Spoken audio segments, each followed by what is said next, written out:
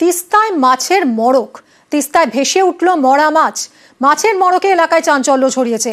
সেই মরা মাছ বাড়ি নিয়ে যান অনেকেই, কিন্তু মাছ না খেতে মাইকিং করে প্রশাসন। কথা বলবো শান্তনু আমাদের প্রতিনিধির সঙ্গে। শান্তনু, কি কারণে এত মাছ মরে গেল? দেখো, মূলত মৎস্য দপ্তর থেকে দুটো কারণ সামনে এনেছে। সেটা পরিমাণ মাছের পাশাপাশি কোনো কারণেই এই ঘটনা ঘটতে পারে বলে মনে করছে মৎস্য দপ্তর। একটা তদন্ত শুরু হয়েছে মৎস্য দপ্তরের আধিকারিক। শান্তনু, তোমার কথা আমরা শুনতে পাচ্ছি না, একটু সরে এসে কথা বলে প্লিজ।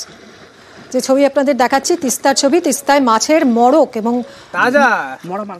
মরা মাছ ভেসে উঠতেই অনেকে সেই মাছ সংগ্রহ করে বাড়িতে নিয়ে যান। যদিও প্রশাসন থেকে মাইকিং করা হয় এই মরা মাছ যাতে কেউ না খান। শান্তনু, যেরকম জানাচ্ছিলে, কি কারণে মাছের মড়ক? দুটো কারণকে মূলত মৎস্য দপ্তর থেকে বলা হচ্ছে। এক নম্বর হচ্ছে গিয়ে বিষক্রিয়ায় মাছগুলোর মৃত্যু হয়েছে, কারণ তিস্তা নদীতে এর আগেও কিন্তু বিষক্রিয়ায় মাছের মৃত্যুর ঘটনা সামনে এসেছে। পাশাপাশি যেহেতু এটা শীতকাল এবং নদীর জলস্তর অনেকটা কম রয়েছে, সেক্ষেত্রে অক্সিজেনের মাত্রা কমে যেতে পারে বলেও মনে করা হচ্ছে। মৎস্য দপ্তরের আধিকারিকরা কিন্তু ঘটনাস্থলে গিয়েছেন, স্থানীয় যারা বাসিন্দা রয়েছেন তাদের সাথে কথা বলছেন।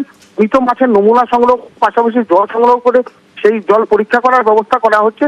এবং কাল থেকে সেই এলাকা জুড়ে কিন্তু একটি প্রচার কর্মসূচি দিয়েছে মৎস্য দপ্তর। মূলত বাসিন্দাদেরকে সতর্ক করা হচ্ছে, সে সঙ্গে সচেতন করা হচ্ছে, কারণ এর আগেও একাধিকবার কিন্তু বিষক্রিয়া মাছের মৃত্যুর ঘটনা সামনে এসেছে। একই সঙ্গে মানুষজন যাতে এই ধরনের মাছ না খান, অর্থাৎ মৃত মাছ যেগুলো আজকে সংগ্রহ করেছেন এলাকার বাসিন্দারা, তারা যাতে না খান তার জন্য কিন্তু প্রচার করা হচ্ছে, প্রচার কর্মসূচি নেওয়া হয়েছে। তারপর মৎস্য দপ্তর যেটা বলছেন যে এতেই কিন্তু বিপদ ঘটতে, মানুষের মৃত্যুর ঘটনা ঘটতে পারে, সেই কারণেই কিন্তু প্রচার কর্মসূচি। সব মিলিয়ে একটি তদন্ত প্রক্রিয়া শুরু হয়েছে। মৎস্য দপ্তরের আধিকারিকরা ঘটনাস্থলে রয়েছেন, তারা যেই এলাকায় ঘটনা ঘটেছে সেই এলাকা পরিদর্শন করছেন এবং সব মিলিয়ে মৎস্য দপ্তর বোঝার চেষ্টা করছে যে কি কারণে ঘটনা হয়েছে। মূলত এই বিষয় হচ্ছে হলো এই যে নদীতে বীজ দিছে, বীজ দিয়ে মাছ মারা ফেলেছে, এর জন্য লোকজন মাছ ধরতে আসছে। বীজ দিছে মানে এত বড় নদীতে? হ্যাঁ, গেটটা আটকা দিয়েছে, জল কমে গেছিল, এই কারণে জেলেরা বীজ দিয়ে দিছে। কোথায় হতে পারে এটা? এই সামনের থেকে বীজ দিয়ে দিছে। আগে তো আর উঠে না, ওই কেজি 1.5 হবে এই রিঠা মাছ, বরুলি খোকসা।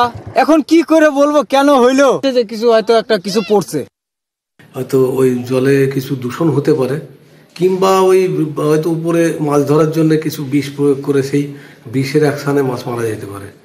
এই দুটো কারণ ছাড়া এই সময়ে কিন্তু আর তেমন কিছু না হওয়ার সম্ভাবনা আছে। যদি হয় তাহলে ওই বিষ দিয়ে মাছ ধরার কেসটাই হতে পারে। সেভাবে যদি কোনো মানে কেউ জানায়, আমরা যদি জানতে পারি বা লিখিত অভিযোগ জানায়, তাহলে সেই অভিযোগের ভিত্তিতে আমরা তার ব্যবস্থা নিতে পারি। বললে এটা শাস্তিমূলক, মানে আর্থিক শাস্তি এবং মানে এমনকি 6 মাসের জেল জরিমানা হতে পারে।